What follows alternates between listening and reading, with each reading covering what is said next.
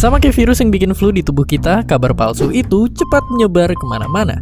Bedanya kalau flu bisa diobatin dengan istirahat dan makan makanan yang sehat, hoax atau kabar palsu itu butuh obat yang lebih kuat. Tapi seperti yang ditanyakan Katrun nada ini, kenapa orang gampang percaya hoax? Kenapa bisa cepat tersebar? Dan kenapa harus dihentikan?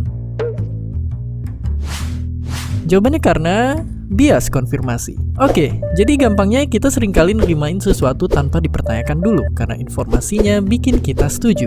Ya, itu karena hoax berisi info yang bombastis, sensasional, dan bikin pembacanya merasa harus cepat-cepat menyebarkan informasi yang ada tanpa bertanya-tanya. Akhirnya kabar palsu yang menipu pun bisa menyebar secepat kilat menyambar. Tapi kenapa hoax itu harus dicegah? Dan bagaimana mencegahnya?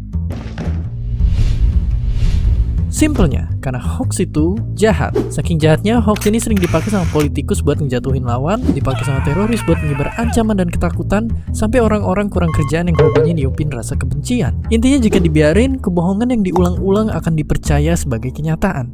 Dan jika itu terjadi, dunia akan penuh manipulasi dan tipuan. Sampai akhirnya kita tidak tahu mana yang jujur dan mana yang ingin membuat hancur. Lantas, bagaimana cara mencegahnya? Yaitu periksa fakta. Perhatikan dari mana berita berasal dan siapa sumbernya. Apakah dari institusi resmi seperti KPK atau Polri? Sebaiknya jangan cepat percaya apabila informasi berasal dari pegiat ormas, tokoh politik, atau pengamat. Hal lain yang perlu diamati adalah perbedaan antara berita yang dibuat berdasarkan fakta dan opini. Fakta adalah peristiwa yang terjadi dengan kesaksian dan bukti, sementara opini adalah pendapat dan kesan dari penulis berita, sehingga memiliki kecenderungan untuk bersifat subjektif. Cara yang kedua, cek keaslian foto. Yaitu dengan menggunakan link image.google.com.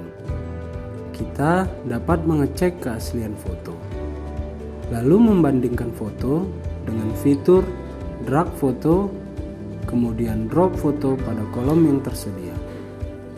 Kemudian akan tersaji gambar-gambar serupa untuk dibandingkan.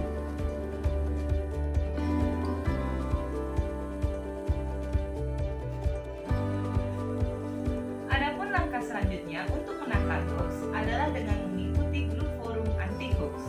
Saat ini sudah banyak grup forum anti-hoax di Indonesia. Salah satunya adalah pada website resmi Kementerian Telekomunikasi dan Informatika Republik Indonesia. Berdasarkan website resmi Kementerian Telekomunikasi dan Informatika Republik Indonesia, pada tahun 2017 telah terdapat komunitas online anti-hoax di Indonesia yang bernama Turn Back Hoax. Selain itu, pada website Kominfo juga terdapat konten laporan pengumuman dengan tagline atau kategori hoax. Konten laporan pengumuman dengan kategori hoax berisi dengan pelurusan berbagai isu disinformasi atau hoax yang telah tersebar di berbagai media sosial, dan konten tersebut terbit setiap hari.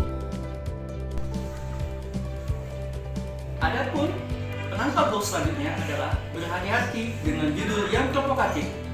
Biasanya, berita hoax itu mengandung judul yang sensasional ataupun provokatif guna untuk menaiki traffic view ataupun mendistorsi informasi. Tindakan selanjutnya untuk menangkal hoax, cermati alamat situs. Pastikan informasi yang bersumber dari situs institusi resmi pers. Tahukah Anda? Hanya 300 dari 43.000 situs berita yang terverifikasi sebagai situs pers resmi.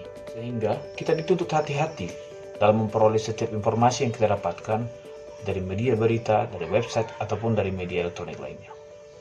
Satukan hati, langkah pasti bersama kita tangkal hoax.